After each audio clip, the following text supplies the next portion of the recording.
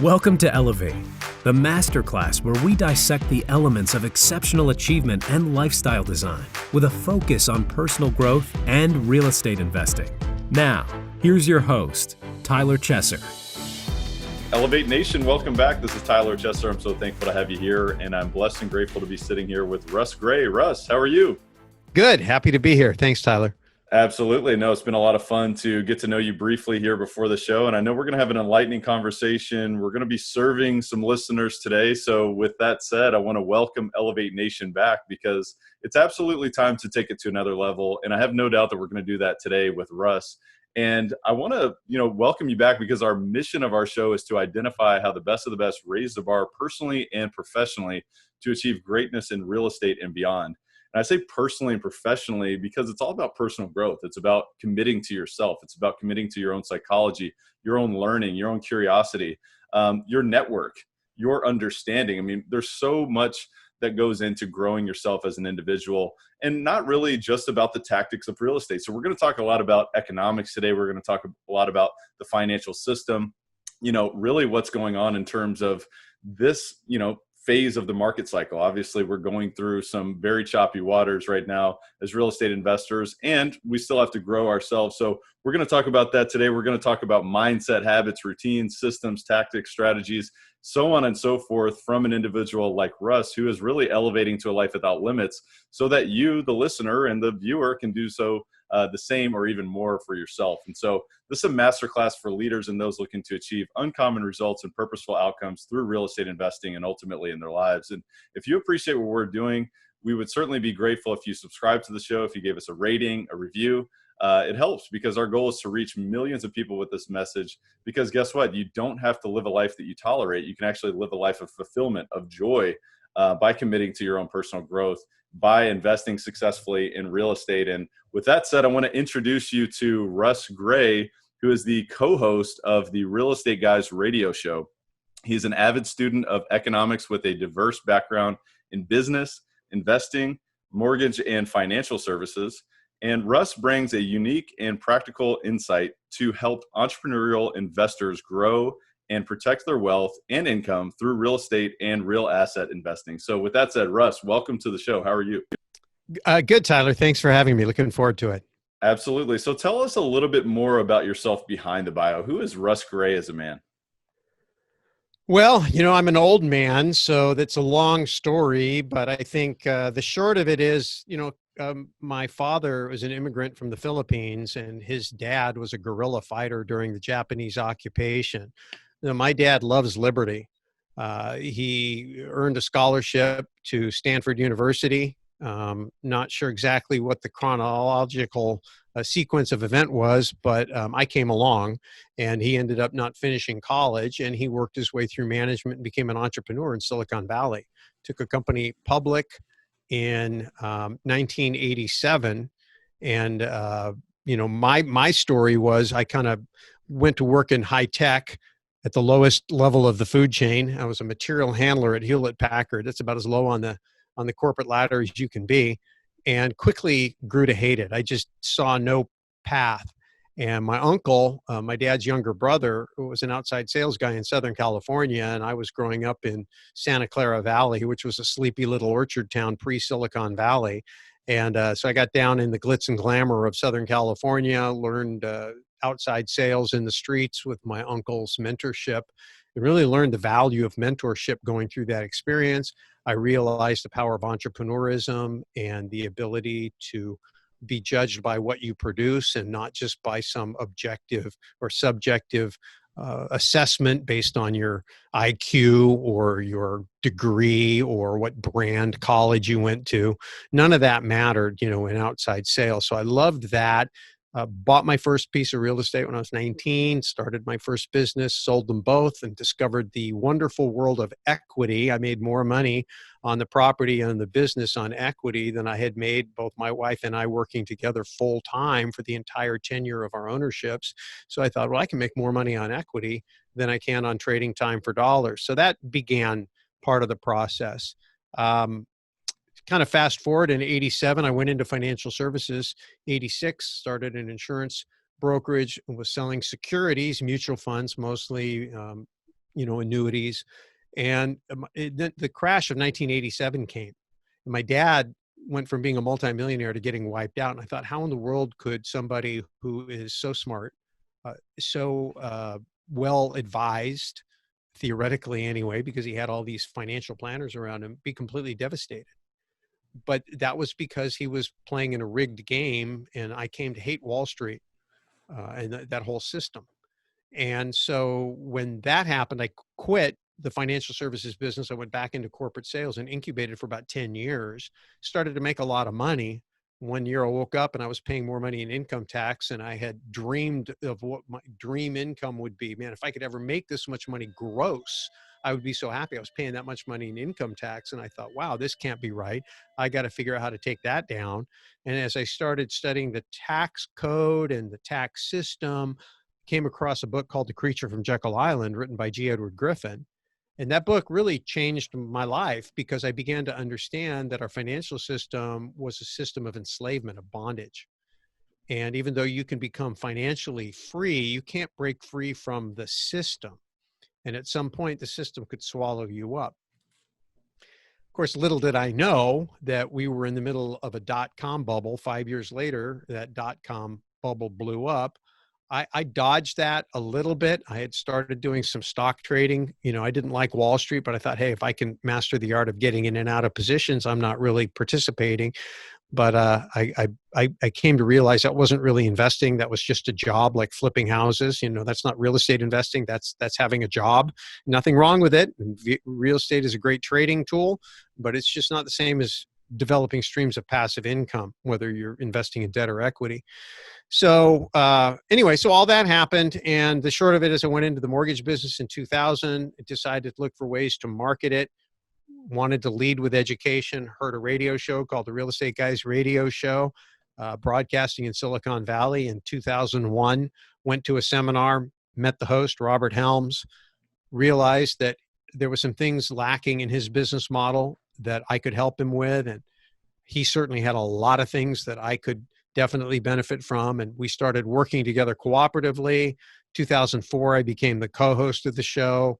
We wrote a book together, Equity Happens, became very popular on Amazon. We ended up with a TV show. Our financial education business grew. We started a brokerage company, a development company. Today, we have the largest real estate development company in the country of Belize. And we don't talk about that on our own radio show because we didn't use our show to self-promote. But it's been really an interesting ride. And after the 2008 financial crisis, in which I got wiped out, my mortgage company got wiped out, my real estate portfolio got wiped out, that's where I really began to pay attention to what was going on at the macro level, to try to figure out how I could see danger and opportunity coming sooner so I could get in position. And that's kind of where we're at. So after 2008, it changed me. I've been spending the last 10 to 12 years preparing for the next crash. And here we are. Here we are, absolutely. And obviously, I appreciate you describing your journey up to this point. And one thing that really stands out about you is just the level of curiosity that you approach life and business with. Is that just a function of, necessity, that you've had to pivot and seek out more and, deeper or more sort of wide-ranging information to be successful in what you've done? Or how has curiosity played a role in your success? That is such a unique and great question. And it really started, it got reinforced through a couple different ways, through mentors.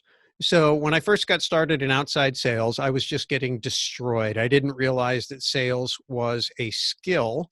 I thought that it was a mindset. I thought that it was a innate ability, a personality type. And I was really swimming against my own nature. And of course, I had no training. I was an introvert. I was shy. I was socially awkward. I sucked at small talk. I like to talk about things of substance. And so I started listening to training tapes. A friend of mine gave me a set of tapes by a guy named Tom Hopkins. And the sales training course was called How to Master the Art of Selling. And in that, one of the things I learned was to be curious. Instead of being afraid of picking up the phone and calling a prospect, I became curious.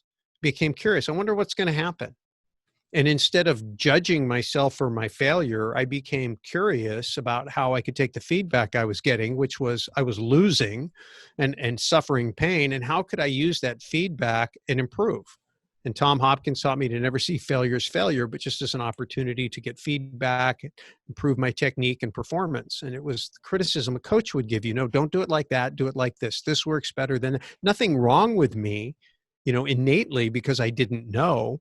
And so that started. And then when I met Robert Kiyosaki's got to be one of the most curious people I've ever met. And when you get a chance to start spending time with your heroes, and fortunately, as we were talking before the microphones went on, the Real Estate Guys radio show has given me the ability to get into personal relationships with some of these people, G. Edward Griffin, Tommy Hopkins, Robert Kiyosaki, Peter Schiff, people that had influenced me before I ever met them.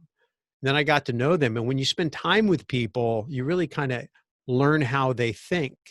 And I found some common denominators among the most successful people. They were humble. They weren't trying to show off how smart they were. They were curious, meaning that if you had something valuable to say, they wanted to hear it a lot more than they wanted to hear themselves talk.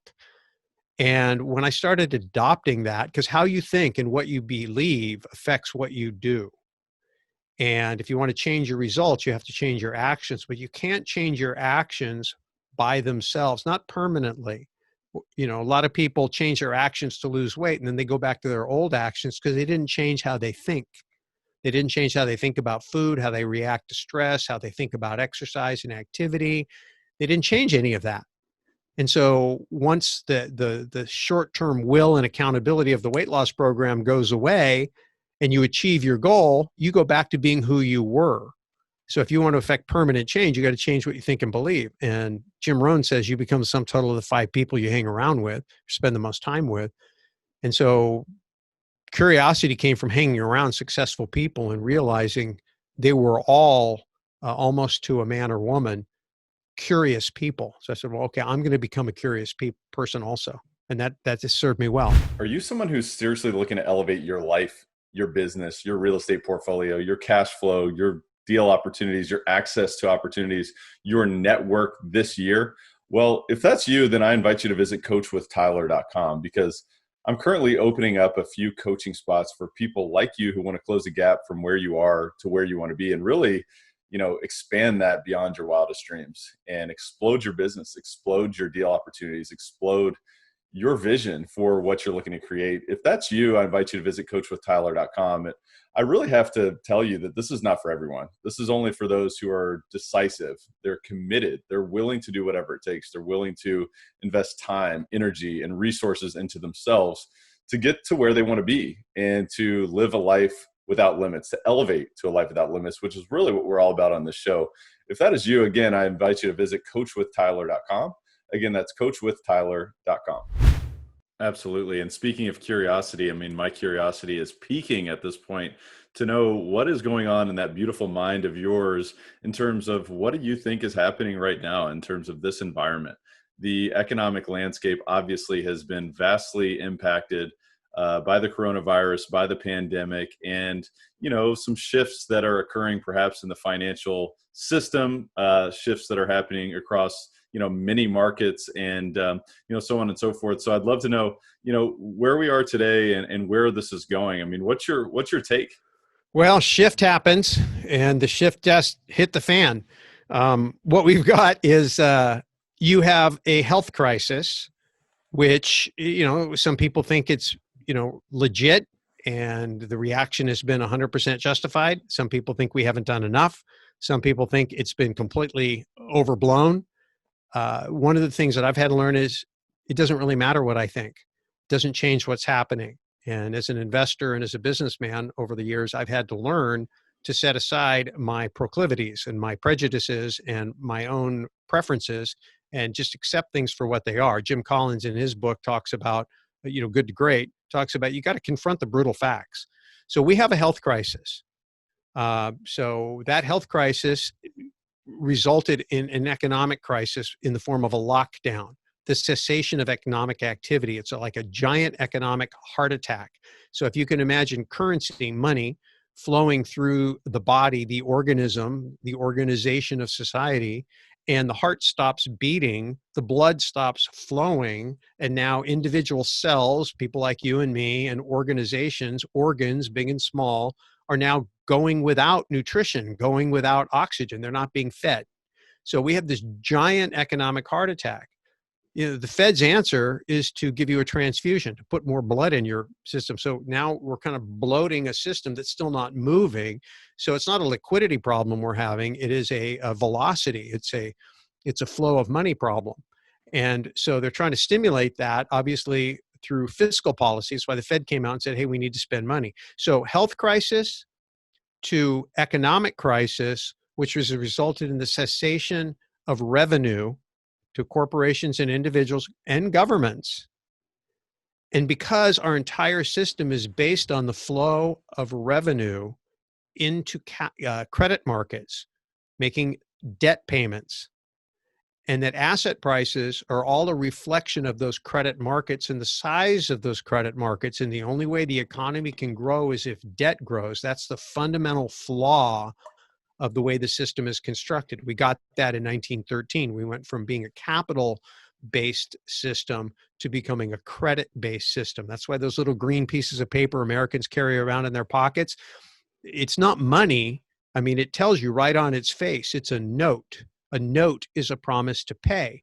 The problem is it's not redeemable for anything. You can trade in it, but you can't actually go redeem it for money. Those things, if you're old enough to remember, used to be redeemable for silver. And prior to 1933, they were redeemable for gold. In other words, they were IOUs for real money. So we separated money and currency. We've been in that system for a long time. So health crisis to economic crisis to financial system crisis, and financial system meaning credit markets and banks.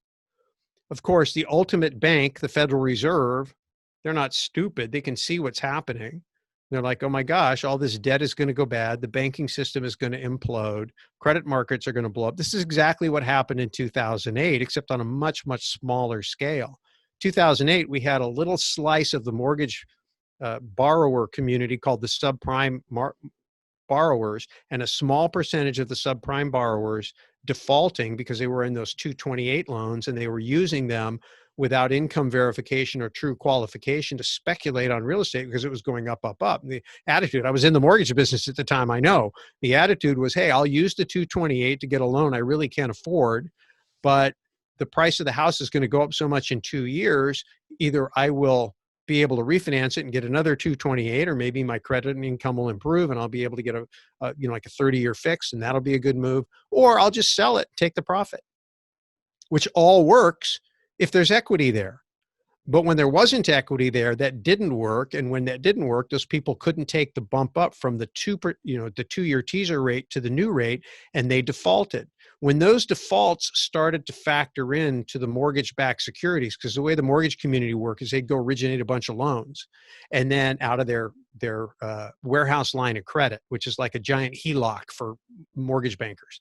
And so they're going to go out there and they're going to originate all these loans, draw down their credit line. They're going to package them all up into a security called a mortgage-backed security. They're going to sell it on Wall Street to investors that want to invest for streams of income, the way you and I might buy a CD or an annuity, right? And they want to invest for the stream of income coming off the back of the homeowners.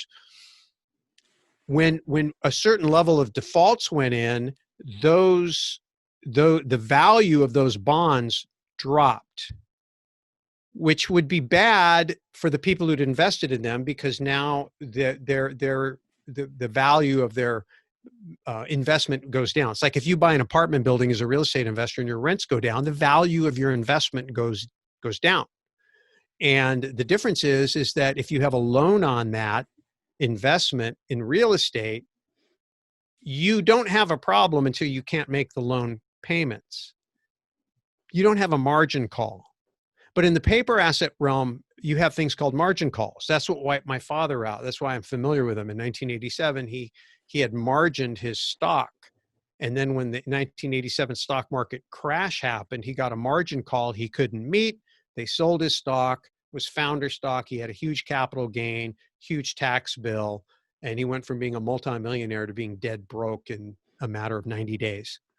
And I saw that and hated Wall Street after that because it should have never happened, but that's the shenanigans. So 2008, same thing happened to me. 2008, the mortgage-backed securities went bad based on a mark-to-market basis, meaning you got to mark your balance sheet to what the market price is. They took the losses and they got the margin calls. So now, in order to meet the margin calls, they had to sell anything they had at any price to raise the cash, and there wasn't enough cash to go around. The asset prices went no bid because everybody was in the same boat, because these derivatives of these mortgage-backed securities, what Warren Buffett called financial weapons of mass destruction, were all exploding. And the company that had insured it all through credit default swaps, AIG, was going broke. They couldn't pay. They never anticipated paying all those claims. Insurance models like fractional reserve banking is based on collecting money from everybody and only having to pay out a few. When you have to pay out everybody, it's game over. And so that's what ended up happening. Those bonds went no bid. Credit markets collapsed, took me out. But that was all just based on mortgage-backed securities in a little small slice of subprime borrowers who couldn't pay. Today, we have bigger debt markets, we have more derivatives, and we have everybody not able to make payments.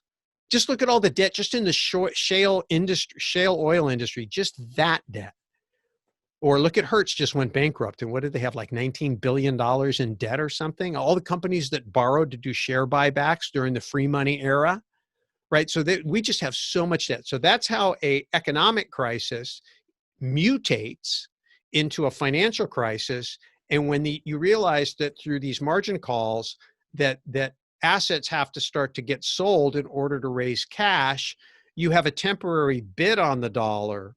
But then ultimately the Fed is going to print so much currency, it literally threatens the viability of the dollar. And that's the end game. End game is, if the dollar collapses, the rest of the world has kind of been getting ready for it. And we can talk a little bit about that. But the big question, when you take all this macro stuff back down to Main Street, guys like you and me, are we ready for it? Are we ready? Is your portfolio ready for an asset price and rent decrease? Or is your portfolio ready for lack of credit markets to completely seize up? A year, 2 years, 3 years. Are you ready for that? And ultimately, are you ready if the currency were to lose dramatic amounts of value, not just a little bit of value? You got a 107-year history of the dollar losing value, but are you ready for it to fall off a cliff? I'm not saying it's going to, but the tee up is there. So that's kind of where we're at. And you got to confront the brutal facts. And then you got to say, okay, as a strategist, what do I have to work with? What are my strengths? What are my opportunities? And then what do I have to dodge? Where are the threats and what are my weaknesses? And what do I need to do to try to bolster my weaknesses and avoid those threats? And those are the things I think every serious investor at any level should be thinking about right now, because it's all happening very quickly and nobody knows how it's going to end.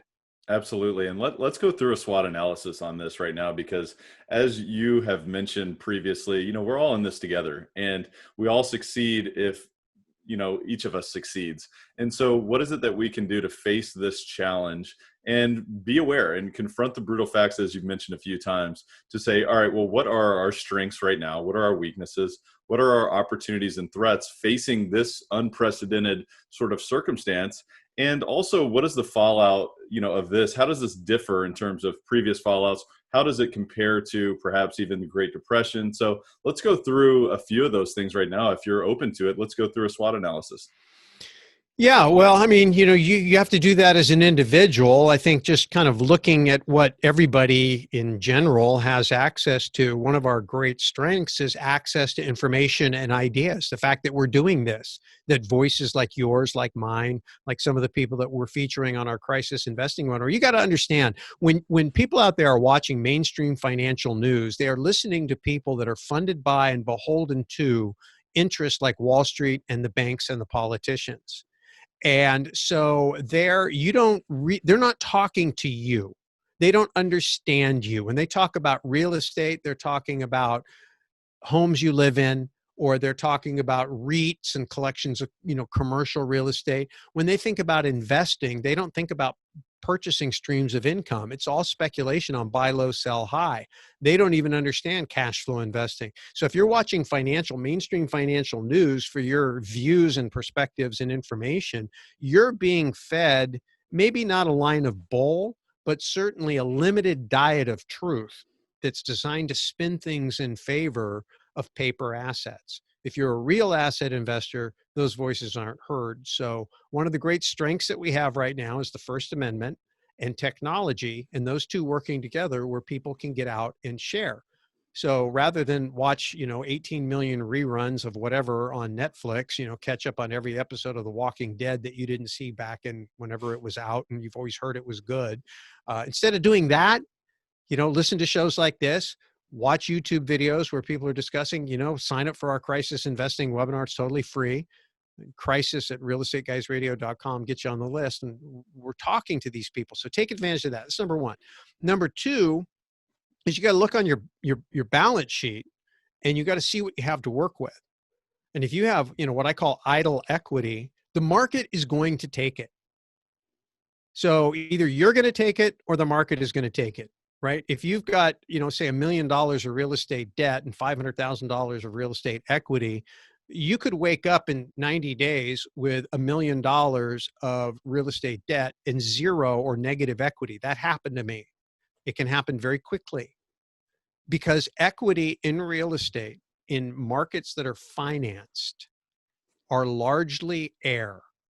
I love equity, but equity is only wealth on paper. It's not real wealth until you convert it to real wealth. The real wealth is the income. That's the real wealth. And you can convert it into cash now through a loan where you convert a stream of payments that come in from your tenants, your net operating income, into a bigger loan to harvest that equity. The difference is when real estate is booming, or the promise is that it will be booming, you can take that equity and you can pair it with more leverage and expand your portfolio by taking that $500,000 and making five $100,000 down payments, 20% on five more $500,000 properties, and end up with $2.5 million of top line real estate and the same amount of equity. That's all great when equity is growing, but when equity is shrinking, that may not be the play. So you want to get liquid because I don't think we're anywhere near seeing the bottom, and there are going to be a lot of bargains for people that are liquid. And because you've got cheap mortgages right now that you can lock in long term, it's not a bad investment strategy to borrow long and cheap so you can invest short and high, right? You don't want to do the opposite. Having a HELOC on your property, which is borrowing short with an adjustable potential rate, that's a dangerous play, especially if then you turn around and make somebody a 10-year mortgage, so now you're borrowing short and lending long. Unless you're a bank backed up by the FDIC, that's a game you don't want to play, right? So that's another, kind of thing is if you've got equity on your balance sheet and good cash flows, take a look at that and how you can pair those together through the low interest rates, which is another strength we have right now, to lock that in long term and get liquid. So that's a strength. Your tribe. So you should be in mastermind groups if you're not already. So it's one thing to listen to people. It's another thing to talk with them. Robert Kiyosaki taught me that you process information better when you have conversations. And so if you listen to something, or if you and a friend or a group of people listen to something like this show, or read a book together, and then talk about what you learned, what is the author, what is the speaker saying, and then what does it mean to me and how can I put it into action? You're going to find that people didn't hear what you heard. They don't process the way you process, and you're going to expand your understanding, and you're going to learn to take things that you understand at the gut level, at the feeling level, and you don't have the ability to put into words. And you really have a hard time acting out or sharing plans with your team and your advisors if you can't take what you think and get it into words. So the act of just talking through. So We all have friendships, we all have relationships, so through technology, even with sheltering in place and social distancing and blah, blah, blah, we still have the ability to get together. We're doing mastermind groups on Zoom because it gives us all an opportunity to see each other's faces, have a human connection, and share ideas. So absolutely your tribe. And your tribe is not just, your peers that you mastermind with, but it's also your advisors. So this is a great time to take a look at your advisory team, your CPA, your insurance people, certainly your mortgage pro. I'm very pro mortgage people, both commercial and residential 1 to 4. Make sure that, they're keeping you up to speed on what's happening. The insurance companies have been giving rebates, right? If your insurance agent didn't tell you that, who knew? Right? So there's things going on where there's either money that is available to you or loans that are available to you or things that can happen. So, your tribe is a big part of it. And, so obviously your tenants, your customers, those are huge. Your brand, your reputation, hopefully is an asset. Don't do stupid things during this crisis to ruin that. Your network, all the people that as you know, Tyler, from having come to our Secrets of Successful Syndication training, I go on a major rant at that seminar about building your brand and building your network. Because if you have a great brand that people trust, and you have a big network, a lot of people who trust that brand, when you put something in front of them that makes good sense, a good investment, a good deal, a good opportunity, a big chunk of them are going to say yes. And that means that with a brand and a network, you have the ability to generate revenue in almost any environment. And so that's a strength. And if it's not a strength you have now, it's a strength you can begin to develop, which would roll it over to the area of opportunity. But, when I look and kind of do the SWOT analysis, on our business at the Real Estate Guys, that's the way I look at it. And those are the things I think about. And obviously we've been taking a lot of action since 2008 to prepare for this moment. So in some ways we're ahead of the curve, which is great. At the same time, it came too soon, and I feel like I'm not as ready as I would want to be, but ready or not, here it is. Absolutely. No, and I appreciate you going into that, because obviously, it is important for us to all recognize how many strengths we do have, right? Whether it's sharing information, as you mentioned, whether it's access to, low interest rates in this current environment. It's historically low interest rates. And if you've got equity, you've got to realize that that's equity that's on paper and it's not realized until you capture it. So is there a refinance opportunity? Is there, a sale opportunity perhaps before, more of the threats are actually realized and more of the weaknesses in the financial system and in the economy are realized. And so I really appreciate you going through that. One thing that you mentioned there in terms of, overall just sort of identifying what the strengths and the weaknesses are, is that you recognize that, liquidity is going to be important, because on the back end of this, there are going to be opportunities, perhaps even bargains.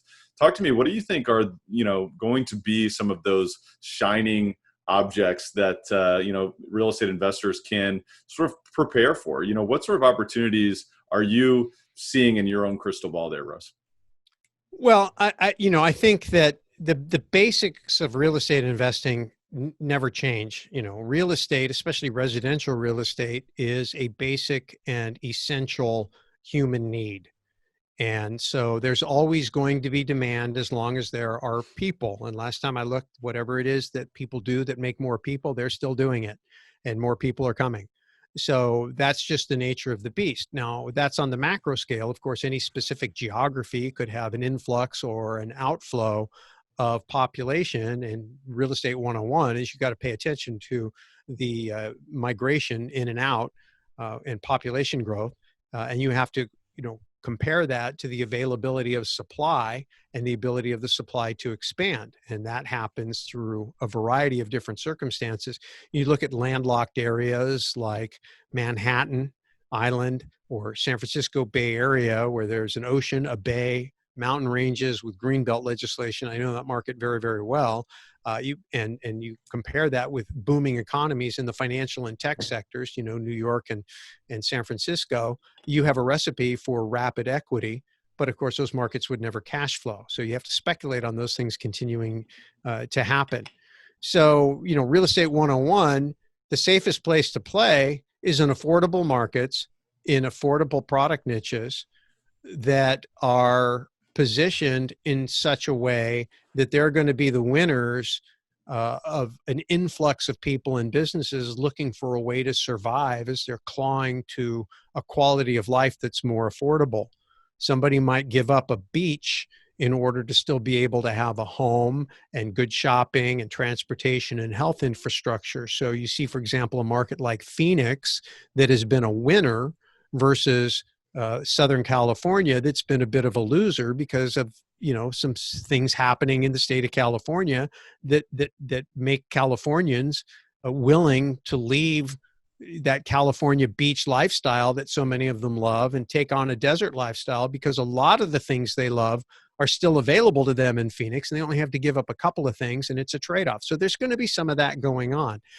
I think, another opportunity, I think, coming out of this COVID-19 crisis is that, Donald Trump, and love him or hate him, okay, but he was a champion of bringing manufacturing back to the United States. He was saying this is a problem, that true prosperity is actually making things, and those are good jobs, and we want those jobs here in the United States. I had a chance to interview Donald Trump when he was candidate Donald Trump, and I asked him what a healthy housing market looked like in a Trump administration. He gave me a one-word answer: jobs. Jobs. And his answer for jobs weren't service sector jobs, weren't the government jobs. It was manufacturing jobs. That's what he went to work on. Well, there were people that said, hey, that's never going to happen. That ship has sailed. We're always going to export our cheap labor, export our jobs so we can import cheap labor and enjoy cheap costs of goods. And, that may continue to be the case. But we just found out that if you don't make your own medicine and you don't make your own masks and you have a pandemic and those supplies are mission critical, now your society is in trouble. Maybe it's worth paying a premium to have those things manufactured in the US. I'm pretty sure those manufacturing plants aren't going to be located in Manhattan or San Francisco or Seattle. They're probably going to end up in places like Kentucky and Tennessee and Arkansas, where there is affordable land. There's access to transportation infrastructure, because that's important when you're manufacturing finished goods. Software you can upload anywhere and code anywhere. But if I've got to roll autos off the assembly line and get them to distribution centers, I need to be near a river. I need to be near railways. I need to be near big airports. So transportation infrastructure. And obviously, one of the other things we've seen is retail has been imploding, and that was happening before COVID-19.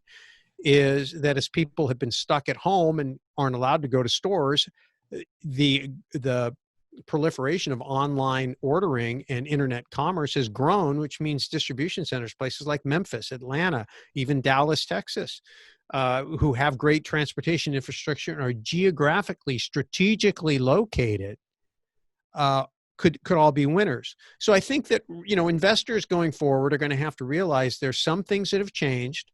There's some things that remain the same. And that if you're at a price point in a market that is likely to attract the expansion of industry, and that there is the possibility some manufacturing could probably come back to the United States quicker because there's a lot of political motivation to make that happen.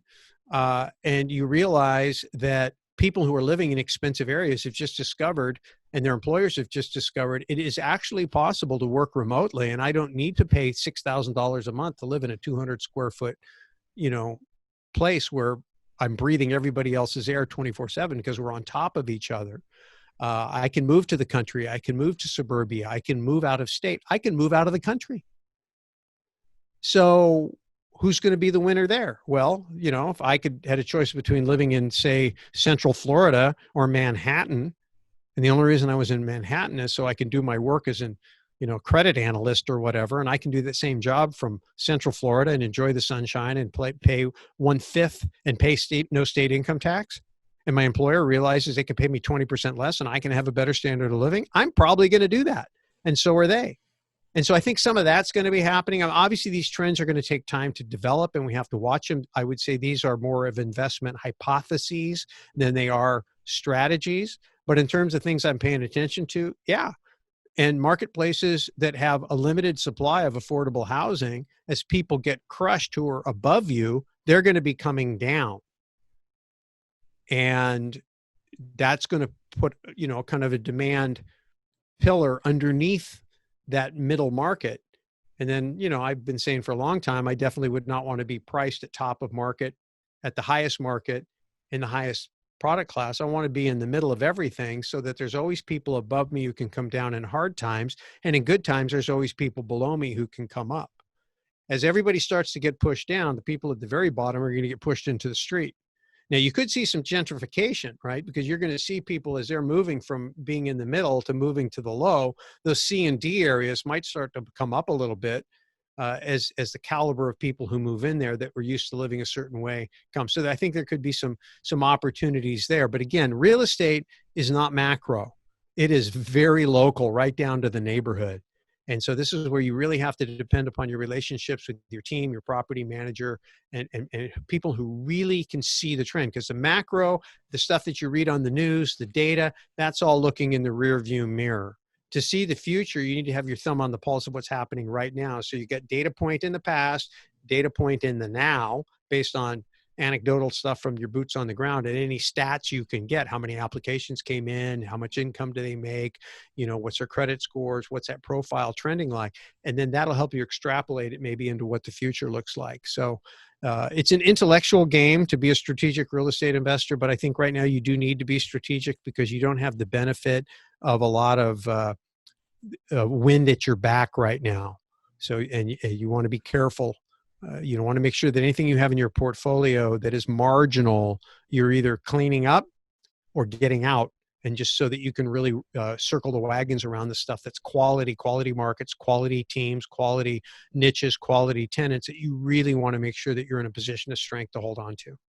Absolutely. And it really goes back to what we were talking about earlier in terms of that curiosity and downloading so much information and making decisions based on that information, perhaps to skate where the puck is going. And to understand perhaps, yes, we may be looking in the rearview mirror when we're reading a news article or when we're absorbing information such as what's going on in the current environment, but how are you reading in between the lines? And one thing that I love about what you do is you always say, hey, here's the clues in the news that I'm observing. And it's about reading between the lines. One thing I'd love to know from you, just as a former mortgage professional, one thing that's so interesting about this environment is where rates are, and obviously what the central banking system has done in terms of stimulus there, from not only just continued quantitative easing, but just a historically low interest rate environment. Obviously we look internationally, we also see negative interest rates. So I'd be curious to know, what's your opinion of where that's going over the next couple of years and beyond? I know perhaps it may be a tough decision to say beyond that, but just curious there. So the model is broken and it is absolutely unsustainable. But until it breaks, interest rates have to go lower in real terms. And here's the challenge. Once interest rates have gone down in real terms, meaning real is the difference between the cost of the money and the rate of inflation, right? If the interest rate is net negative after inflation, it's still negative, even though it may appear to be positive. So they have to go down. And the reason they have to go down is when you understand the inverse relationship between yields and bond values, which is like the inverse relationship between cap rates and apartment building values. If you bid more for the same income, your cap rate, your yield on the investment goes down. So when you are an owner of an apartment building, what you want to have happen is the cap rates to go down, because that tells you the marketplace is bidding more for the same income. You don't have to raise your rents to get more equity. Okay. Bonds work exactly the same way. The difference is that the entire capitalization of the financial system is all based on the bond market. That's where all the value comes from. All the money that you have on your balance sheet, your asset values, your stock values, your real estate values, that all finds its genesis in how much credit is in the system. And the more asset value you have, the more equity you have in this system, the more debt exists in the system to create it. Okay? Once you understand that, then you realize all of that debt is on people institution's balance sheet as assets. So when you take out a mortgage, it's your liability. It shows up on the liability side of your balance sheet.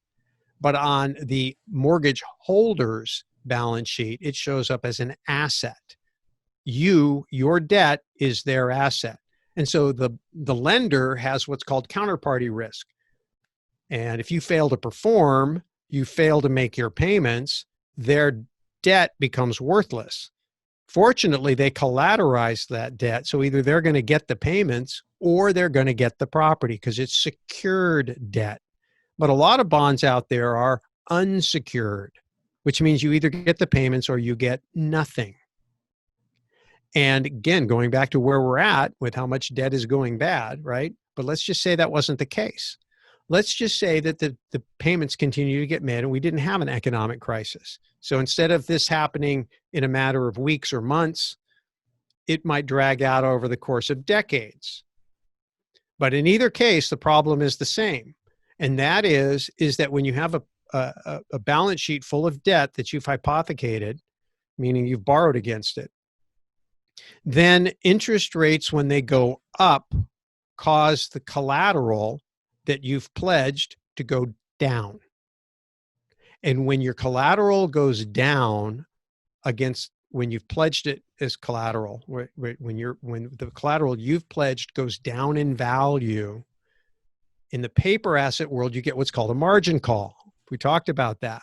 And those margin calls set off a chain reaction of massive selling, which is price discovery headed down. That's what 2008 was. So that's been the big concern. Most of our policies, in terms of banking policies, revolve around trying to prop up the credit markets and make sure they don't implode. But the only way to do that is to continue to inflate them.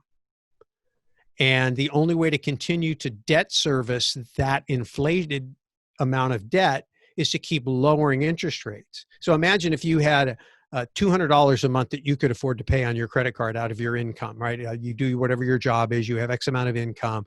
After all your living expenses, you have $200 a month available to service your credit card debt. And you have $10,000 at 24%. And you're rocking along. But the lender says, hey, I need you to spend more. So I want to increase your debt, your credit line from $10,000 to $20,000. But we realize you can still only afford to pay $200. So we're going to lower your interest rate from 24% to 12 and increase your credit line from 10 to 20. So now you have more purchasing power, but not more income. And so you go spend up to your 20,000 and the economy continues to grow based on your still $200 a month. Then you hit the limit. And the people come back and they're like, hey, you know what? We need the economy to grow. You know, that $20,000 credit limit, we're going to double it to $40,000. But we know you can't afford to make the payment. So, you know, that 12% interest rate, we're going to drop it to 6. Now you can afford to make the payment and you do what you're supposed to do. Spend, spend, spend. 70% of the economy is what? Consumer spending. Spend, spend, spend. The economy is growing. You hit, now you're at $40,000. Like, oh, we can't grow the economy anymore. Hey, you know that 40,000, you see where I'm going, right? Yeah, absolutely. Right? 80,000. And then we lower the interest rate to 3. Well, we flatlined the interest rate at 0 for 7 years, and then we had to go negative. So interest rates can't go up because if they go up, the system implodes. The only way to keep them from going down, from going up, is for there to be more people buying more debt. The problem is China has been divesting. Russia completely divested. People aren't buying U.S. debt. So who's buying it? The Fed. Well, how does the Fed buy it? They print money out of thin air and they buy the debt. And they have to. So once again, as I said earlier, goes from, you forget the health crisis, which accelerated everything, but it goes from economic crisis, which means we don't have enough income to service the debt, to debt, financial system crisis, banking crisis, because the debt goes bad, to trying to prevent all that from happening by printing as many dollars as it takes to be able to paper over the financial system, which is in its death throes because it is an unsustainable model. You cannot have it's been 40 some odd years. We set interest rates after the dollar collapsed in 1971. You know, we had stagflation and all that stuff going on into the late 70s. Reagan administration and Jimmy Carter actually is the one who nominated Paul Volcker to the Federal Reserve. He was the Federal Reserve chair. Today we have Jerome Powell. Before him, we had Ben Bernanke, or Janet Yellen. Before her, we had Ben Bernanke. Before him, we had Alan Greenspan. But if you go all the way back, we had Paul Volcker. And Paul Volcker, to break the back of inflation, raised interest rates to over 21% prime rate. My first investment property, my interest rate was 13%.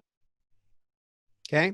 And so interest rates have been falling for 41 years. Most of us, and just looking at you, Tyler, I'm guessing most of your entire life, all the way back to toddling and before, you have only ever known a falling interest rate environment. That's true. And so that's because the financial system has been in this black hole. When we went off the gold standard in 1971, we went from being a system based on capital, based on money globally. The United States was already off it. But the globe went to a completely credit-based system in the 70s. And to reset, the reset was to jack up interest rates into the 20s and then lower them slowly to continue to expand the credit bubble. We hit the bottom line. We flatlined 2008 and had been at zero. We tried to pick ourselves back up off the mat. They tried to raise interest rates. They tried to shrink the balance sheet. They failed. They ended up having to raise interest rates. And then COVID-19 hit and accelerated the entire process. So everything is going to happen very fast, but the fundamentals of what's happening haven't changed.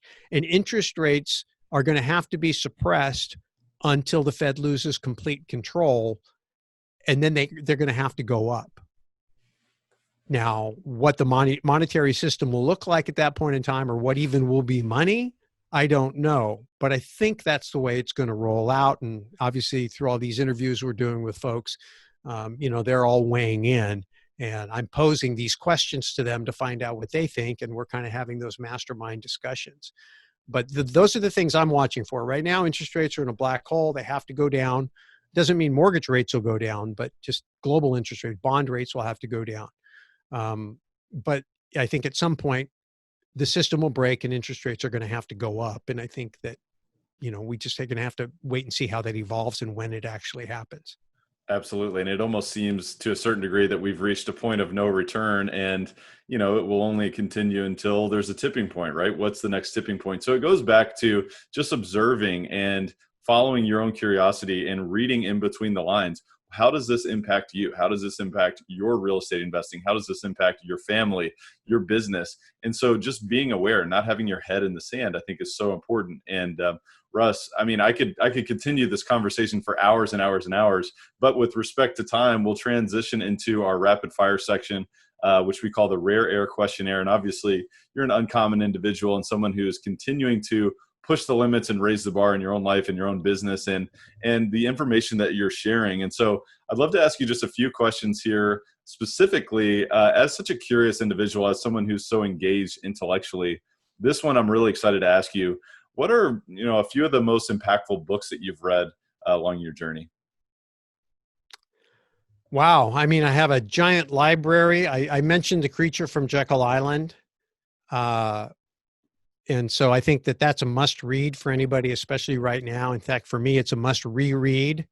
I think Atlas Shrugged by Ayn Rand was a really important book. You may not agree with the politics, but it helps you understand the mindset of people who are producers and how they behave when they're put upon to a certain point. You see that happening in California. You saw that happen in Detroit. Detroit was at one time the richest city in the world, and it became the poster child for the largest municipal bankruptcy. And how did that happen? It happened because the producers left. And the only people that left, Atlas Shrugged in Detroit. And so we have to be aware of that. So I think that was a very impactful book. I could go on and on, but just off the top of my head, those are a couple.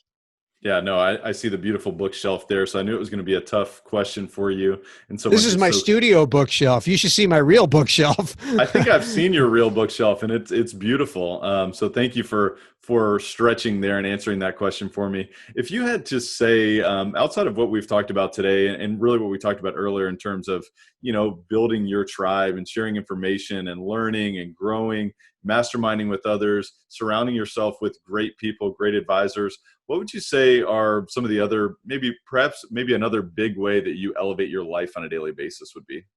Teach. Yeah, teach. You should be studying diligently to earn your right to be in a conversation with people that are much, much, much smarter than you. And then you have to realize that, those are the rooms you want to spend the most time in. But then you take what you learn in those rooms and you turn right around and you process it by talking to other people that aren't quite as far along in your area of study. And you will actually become smarter. But more than that, you will also make an impact on the world, because you can't be like the Dead Sea of knowledge. You can't just be an inlet where all you do is absorb and use things for your own benefit. We are in a ecosystem, and we have a role to play, intake and outlet. I breathe in oxygen and I exhale carbon dioxide, and plants do the opposite. We could use other analogies in nature, but you get the idea. And the same thing, I think, is largely true in tribal knowledge. You have in tribal economy.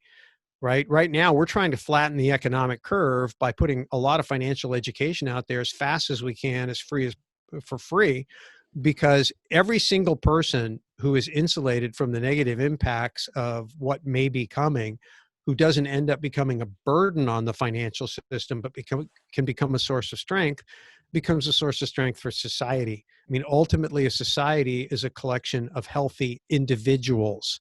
And so I think it starts at the individual level, just like in your health, in your physical body, it starts at the cellular level. Big muscles are nice toned skin is nice, but those are reflections of healthy cells, healthy body chemistry. So don't just look on the external, but look on the internal as an individual and as a society, and teach, give back. I That's a think way it's to so share. I think it's so profound that the biggest way, or one of the biggest ways that you elevate your life on a daily basis, is through teaching. And ironically, many would think that that's a way that you would elevate others. So I'll transition into my next question there to say, hey, what's the biggest way that you elevate others around you? I know that you mentioned teaching really serves you, and obviously it serves others, but I'd be curious to know if you take that a step further. Yeah, I mean, we create environments. You've been in them, and we have an abundance attitude. And I don't try to say that boastfully. I just think that a lot of people approach the world as a win lose, as a give take, and we don't see it that way. We believe in synergy. We think that if we can collaborate with other people, and put people in an environment where they meet other people, and we can set off a chain reaction of relationships and friendships. We introduced Robert Kiyosaki to G. Edward Griffin. We introduced Peter Schiff to both of them. We've introduced a lot of people. And you say, well, those people all could have picked up the phone and talked to each other, and they all would have taken each other's calls in a heartbeat. Yeah, but for whatever reason, they didn't. And we were the catalyst. We made it happen. Well, the same thing is true. When we create an environment, whether it's our Investor Summit at Sea or our Secrets of Successful Syndication or any of the other events that we do, or promote, we promote third-party events like the New Orleans Investment Conference. The reason we do that is because we're working hard to get other people together with other people and sew the tribe together, to create bonds, to strengthen to strengthen the relationships of the community of people that care about what's going on in the economy, that care about what's going on in the world, and are trying to find a way to strengthen themselves individually, but are doing it from the attitude of, hey, I want to help others be strong too. So maybe every answer is longer than you anticipated, but that's the answer. No, that's amazing. And the great thing is that every single listener, every single viewer has the opportunity to create an environment as well. We don't have to just sit back and be consumers. As you mentioned a little bit earlier, 70% of, Americans, or 70% of the economy is really through consumption. So how can we move from being a consumer to a producer? And how can we create an environment to where we can teach others and lift others up and elevate others? Because ultimately, as you just, illustrated for us, when we elevate someone else, it really elevates ourselves as well.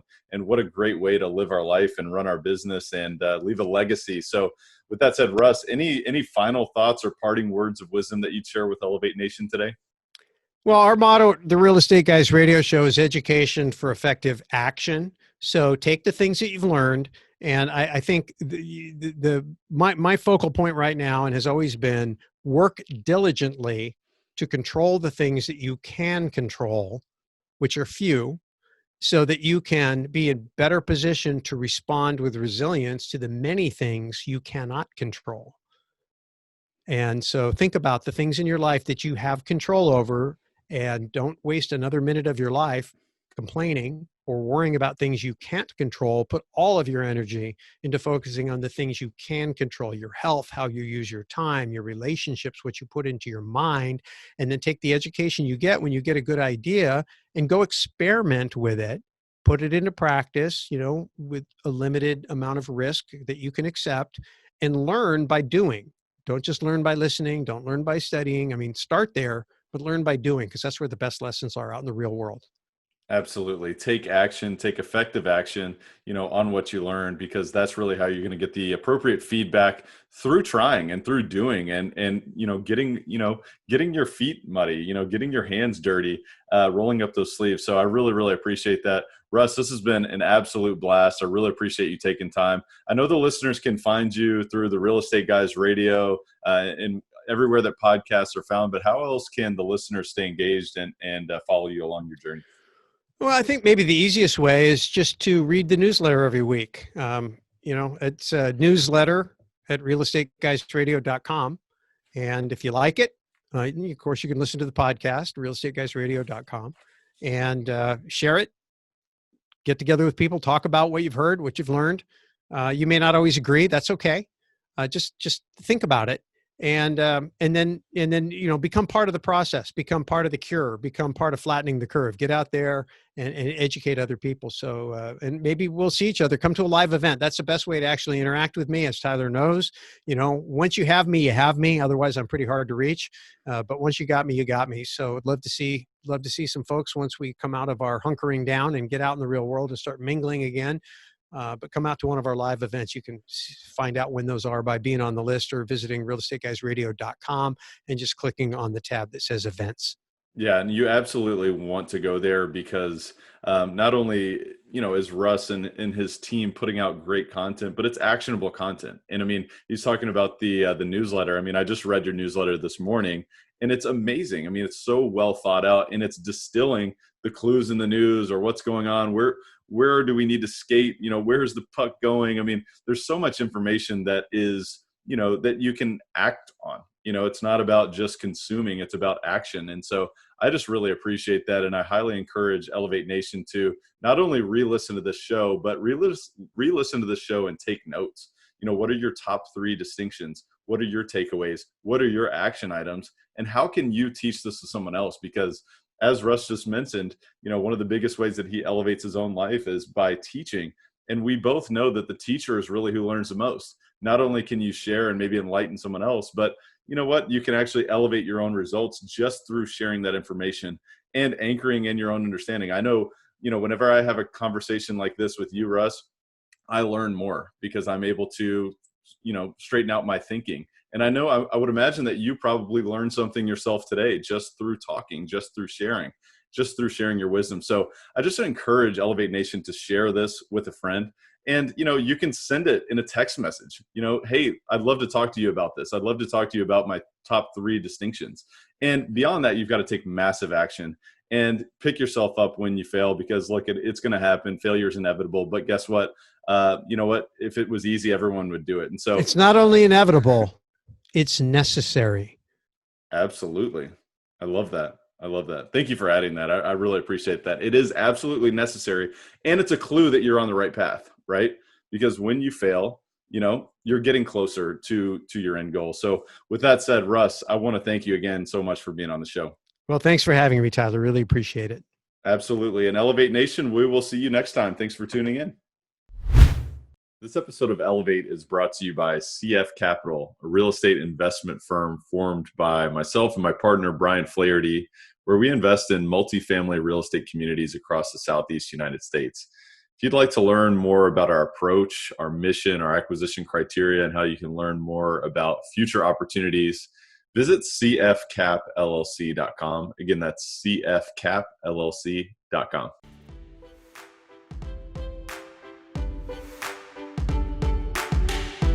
Thank you for listening to Elevate. If you enjoyed this episode, be sure to rate, review, subscribe, and pay it forward by sharing with a friend. Most importantly, take this opportunity to elevate your results by taking immediate action on what you learned. For more, visit elevatepod.com.